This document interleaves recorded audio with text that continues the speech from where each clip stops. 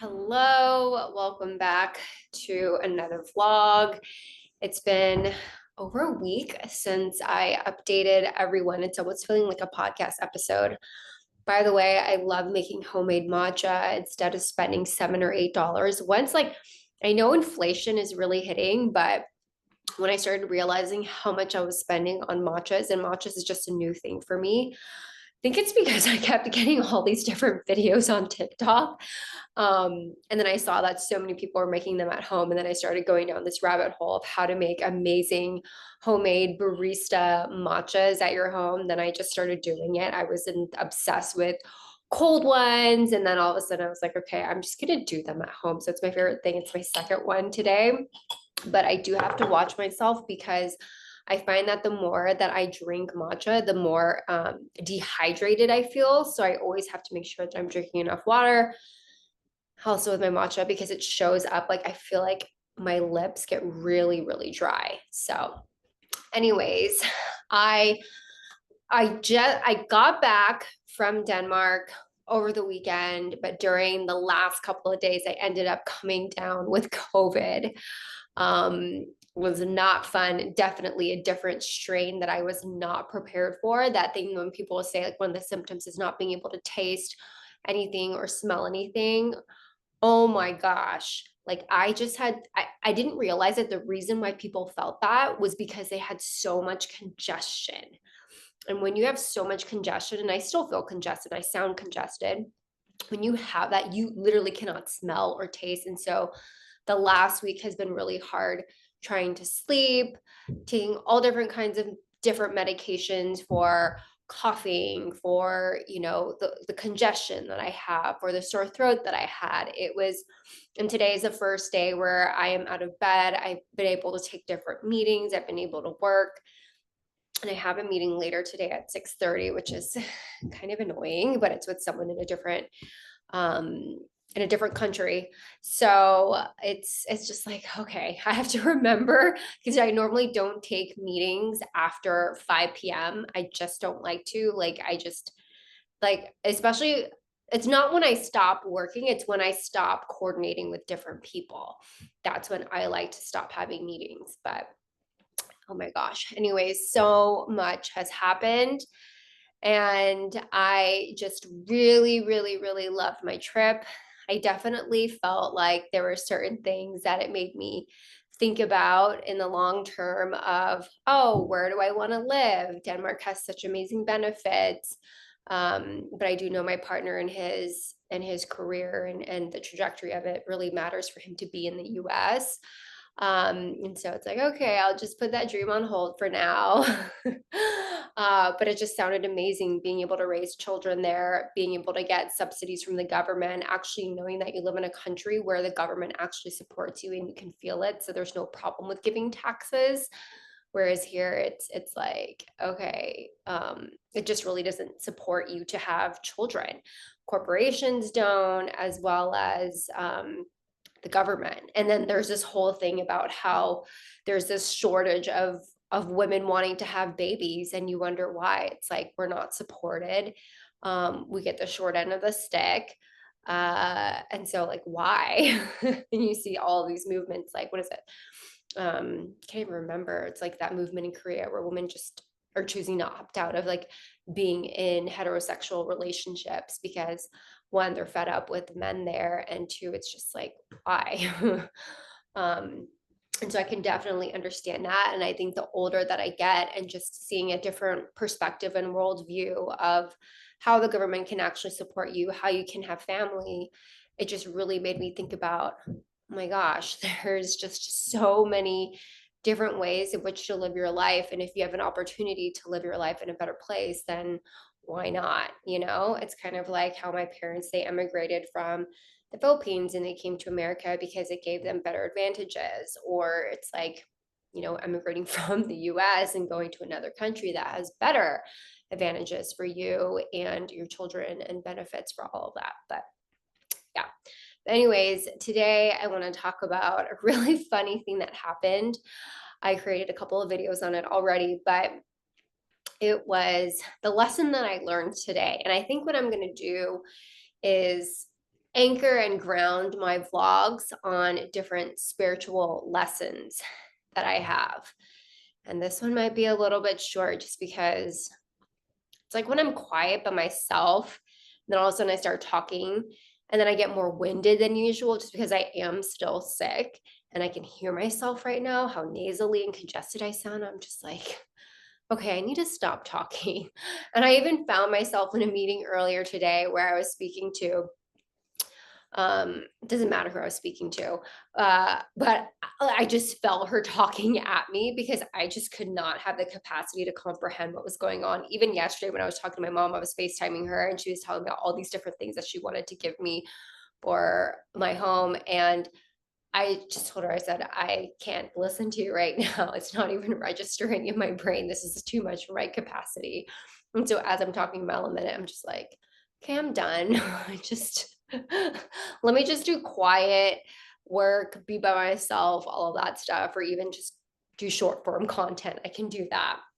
But I am noticing that I love doing video content. I just find that it's funny because initially when I started this journey of just expressing myself, it was just very much written format. And then it took me a while to do video format and be in the 3D because I just was so self-conscious. I was very critical of myself, how I appeared, what I looked like, and I was just so in the weeds and it needed to be perfect. And, being an immigrant daughter, being first gen, you have that perfectionism because it stems from this cultural conditioning of having to be perfect and not bring any attention to yourself, because if you bring attention to yourself then you're an outsider and the whole purpose is like trying to blend in, right? And so subconsciously that gets like seeped into the way you present yourself. And so when you have perfectionism ruling how you show up in the world, it tends to be one of the biggest blockers for even showing up at all. And so I remember having to do so many different types of, I don't know, scripting or so many different takes of videos because I wanted to get it perfect. And it's just now like that's why I love doing these vlogs and why I've been on a streak of doing it is because it's just really, if anything, it's like, sure, you get to see my thoughts, me rambling, whatever, but it's also helping me get used to that creative muscle of just creating content, putting it out there and not giving an F about like, how does it look? Is it perfect? Let's just get it out and ship it. And so it's just helping me bypass the whole overthinking analysis paralysis of what can go wrong and just figuring out what works and what doesn't work. And so it's just agile. But so I think what I'm going to do with these videos, these vlogs, is just to really think about like, what is a spiritual lesson that I learned today to help me anchor and ground? Because otherwise it can just be loosey goosey. And I don't like following the train of people's thoughts. I am just like, what is the purpose? Why do I need to listen to it? What's in it for me? And hopefully these vlogs, these random musings that I have of just sharing you an insider view into my path of unfolding of reclamation of myself, of this divine feminine path, not only just divine feminine but like divine masculine within myself, allows you to really resonate and also maybe take some inspiration of how you can make different changes in your life, whether it be small or big changes, or maybe in the future we might work together, which I would absolutely love. But today, the spiritual lesson that I learned was around my father. And so I am sick. You can hear me. I am sick. But while I was traveling, my dad took care of my car. My car needed new tires. It needed new tires for a while now. I haven't gotten new tires. Well, I don't even know. When I bought the car was made in 2018. Yeah. So it definitely needed new tires, do a lot of long road trips, all of that stuff. And so for me, it was like really time to get new tires. So my dad helped me while I was away. He got new tires. Mind you, I paid him. Okay, I paid him. It's not like he does. It's not like he does this labor for free, right? So he went to Costco. He got these new tires. He went to another place to get them aligned because they only do installation at Costco. He got the car cleaned, detailed, all of that stuff. And he put oil in the car. I was like, oh my gosh, thank you. And he arrived. I saw him. He knew I couldn't see him because he's like traveling on with my mom in the next week or so. They're going abroad somewhere. They're always traveling now that they've been retired. And I saw him through my window, and he like delivered the car, looked brand new, was so amazing. And I'm sure people who watch this who are first gen daughters who come from an immigrant family, that the language of your family is basically providing. It's basically acts of service. And I know, especially when I work with one-on-one clients or just anybody that comes into my purview in my field, that we tend to be with parents who are providers, but then we want more.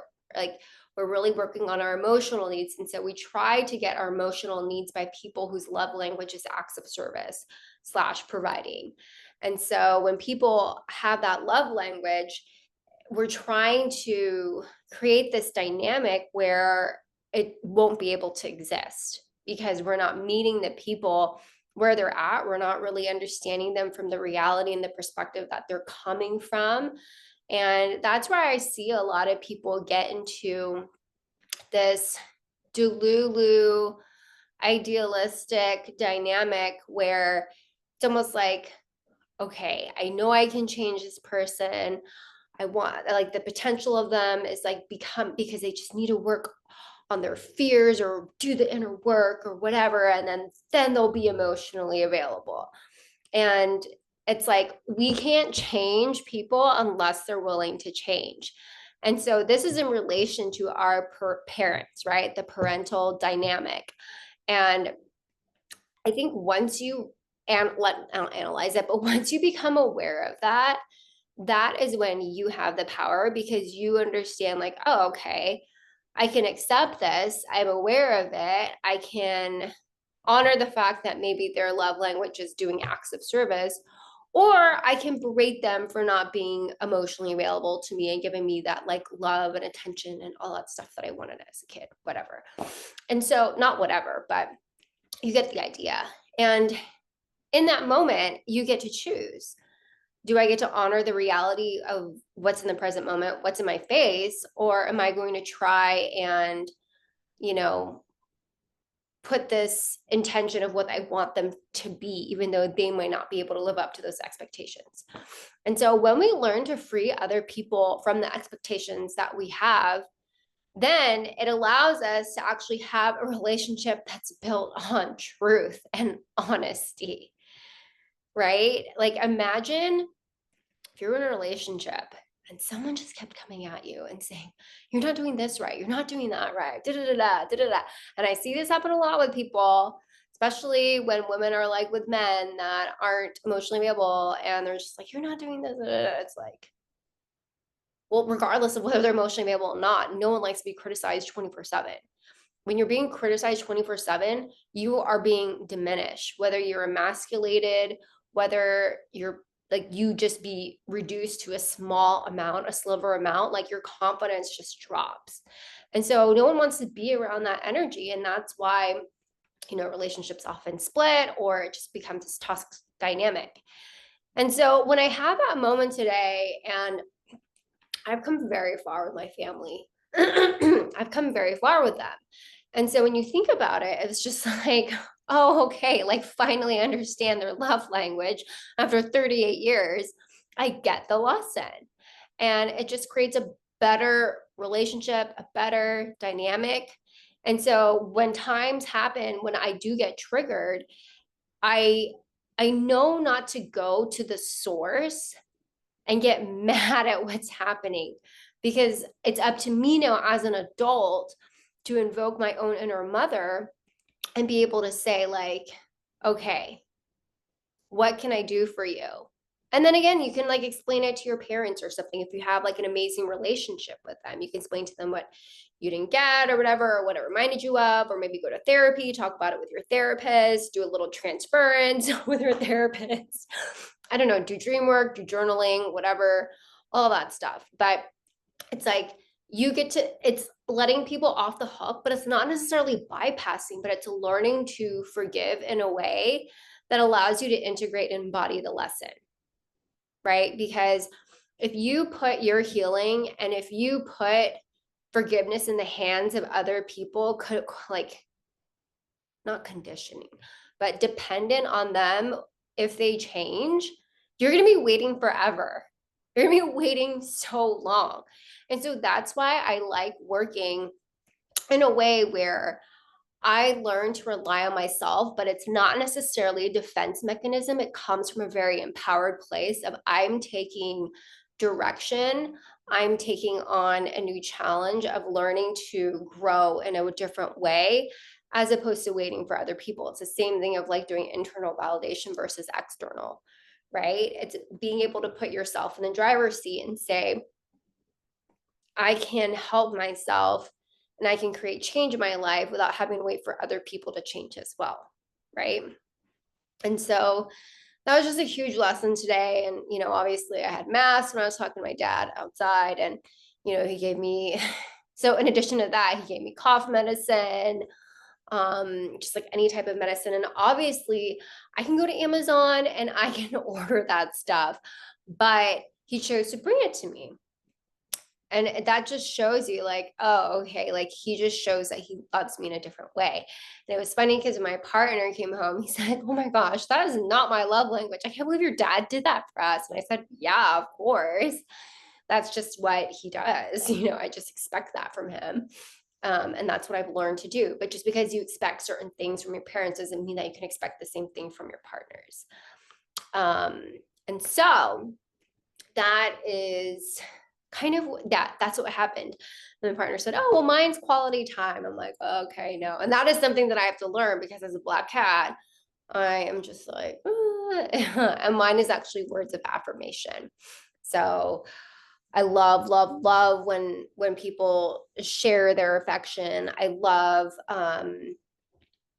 love notes, all of that stuff. It just makes me feel really good because communication is a big value of mine. It's how I express my love. Yeah, I do express it with words of affirmation, but it's reciprocity. It's learning what other people's language is and being able to speak to them in that way or interact with them in that way that they like, because not everyone is going to have the same, right? And so it's being able to connect to this diverse language and adapting to whom you're with and finding that that rhythm, that song that you can eventually layer on to this magic that you have with them. I don't know. Okay, but this is my first vlog back focusing on different spiritual lessons. I'm going to wrap up the 30 days of doing these vlogs, and then I'm going to do something different with it, which I'm excited about, something fun. I'm not going to release it yet. Oh, I do want to talk about, actually, I will save that for tomorrow. So tomorrow you can expect me to talk about why I'm putting a pause on my Rebirth to Radiance program and what to do when you need to make those decisions at a higher level. Anyways, I'm out. I will talk to y'all later. Goodbye.